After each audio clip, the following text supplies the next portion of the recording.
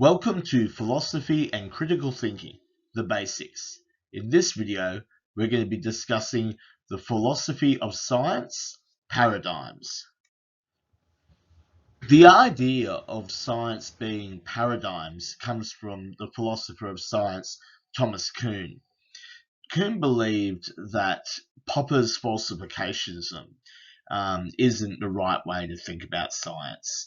The main reason he gives for this is that it's ahistorical, that scientists never worked this way, that it's just too strict, and we'll look into that in a second. So he believes that if we look at the history of science, that's how way we'll see how science generally works. A good example of why Popper's falsificationism goes against much of the history of science is when we look at Isaac Newton's theory of gravitation. During the time, Newton's theory of gravitation was pretty good in making a lot of predictions regarding the trajectory of all the planets in the solar system, or at least the ones that were discovered at the time. When they were looking at the trajectory of Uranus, using Newton's theory of gravitation ended up in some failed predictions. The Uranus didn't end up in the positions it was meant to be, according to the theory of gravitation. Now, we're meant to apply Karl Popper's view, is that Newton should have been discarding the theory as a failed prediction, therefore falsified. But Isaac Newton didn't do that. He stuck to the theory, and what he did was said, well, what must be going on is there must be some other planet which is causing the planet Uranus to go that way. It must be the gravity pull from this other planet that we can't see. Now, at the time, we didn't have the means to check that. So this is what Popper would see as what he called an ad hoc hypothesis. That's saying, well, you're just trying to save your theory by, coming up with this new hypothesis, and that one can't be tested as well as the original theory, so you're not behaving scientifically.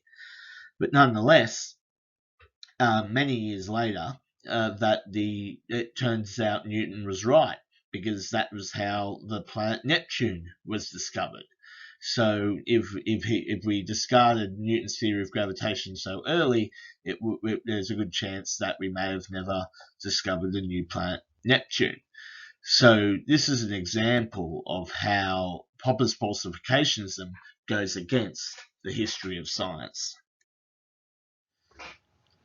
So according to Kuhn, the paradigms is a cycle where a scientific theory will be the agreed scientific theory. Then it will go into what's called a crisis.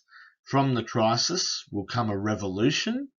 And from the revolution, we'll end up with a new agreed scientific theory. And we'll go through each of these step by step.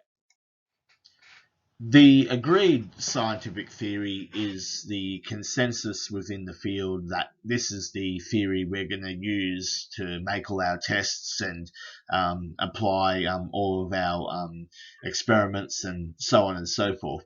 When there are some cases of failed predictions, they'll normally be seen as just anomalies or due to human error, those kinds of things. So even though you might face the failed prediction from time to time, you'll still get on the job with that current theory as the agreed theory within that scientific community.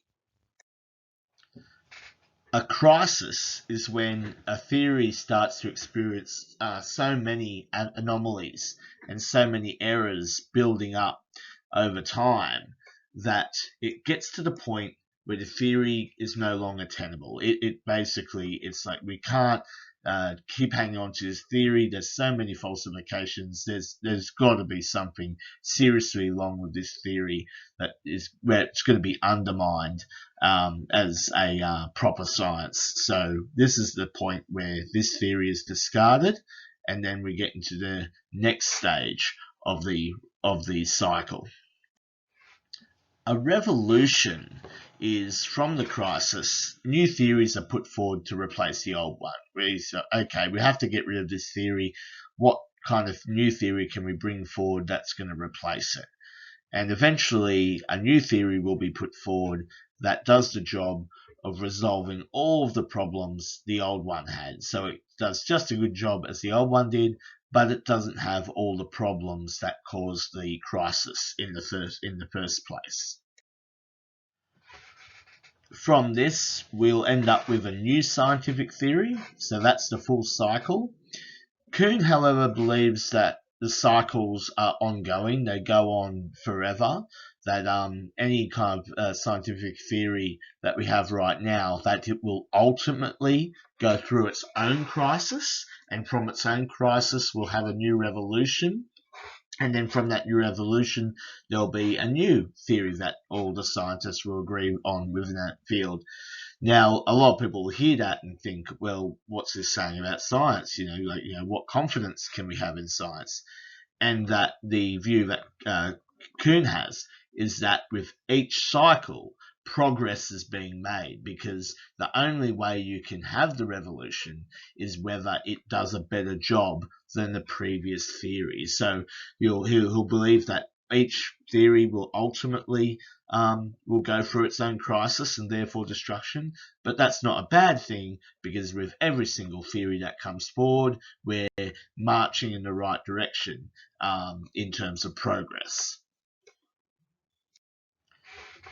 If you want more information, you can go onto the website www.philosophycriticalthinking.com, or you can purchase the book What is This Thing Called Science by A.F. Chalmers, which will be in the description below. In our next video, we'll be moving on to the philosophy of religion, where we'll focus on the problem of evil. If you want to stay in tune for that, please subscribe and click the bell. Thanks.